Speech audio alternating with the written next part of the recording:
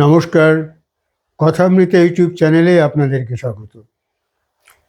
পাহাড়ি পথ বেয়ে ওপরের দিকে উঠছেন একজন ভদ্রলোক।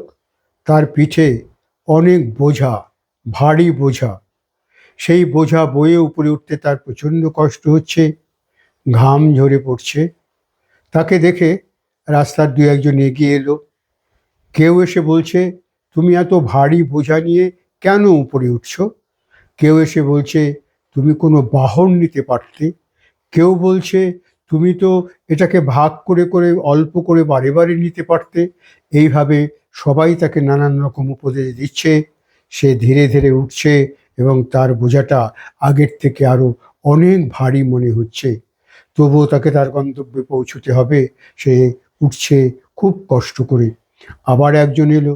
সে এসে বলল, তুমি এত বোকা কেন? এভাবে কেউ করে? একটা বাসের দুপাশে দুজন লোক নিতে, মাঝখানে তোমার বোঝাটা নিতে, কত আরামে তুমি উঠে যেতে পারতে। এই বলে সে চলে গেল। তখন সেই ভদ্রলোকের বোঝাটাকে আরও ভারী মনে হচ্ছে এবং মনে হচ্ছে কিছুতেই বোধহয় শেষ পর্যন্ত সে পৌঁছতে পারবে না। এভাবে একটু পরে তার হঠাৎ মনে হলো বোঝাটা একটু যেন হালকা মনে হচ্ছে।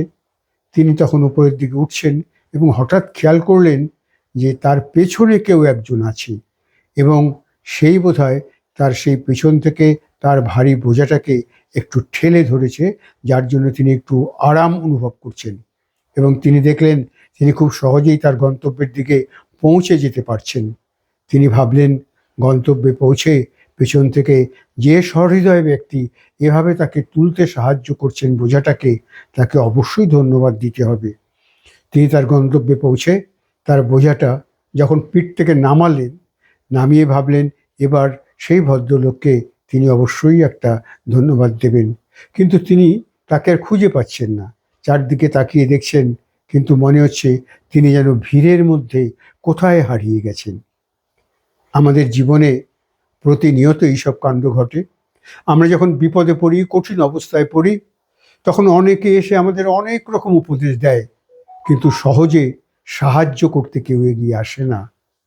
অথচ এরকম ঘটনাও আছে যে অনেকে খুব সহৃদয়ভাবে তারা এসে অযাচিতভাবে সাহায্য না চাইলেও তারা সেই সাহায্য করেন দেবদূতের মতো এসে, এবং তারা তার প্রতিদান বা ধন্যবাদটুকুর আশা না করেই আবার মিলিয়ে যান। আমরা তাদের অপেক্ষায় সারা জীবন থাকব। ভালো থাকবেন, ভালো রাখবেন। নমস্কার।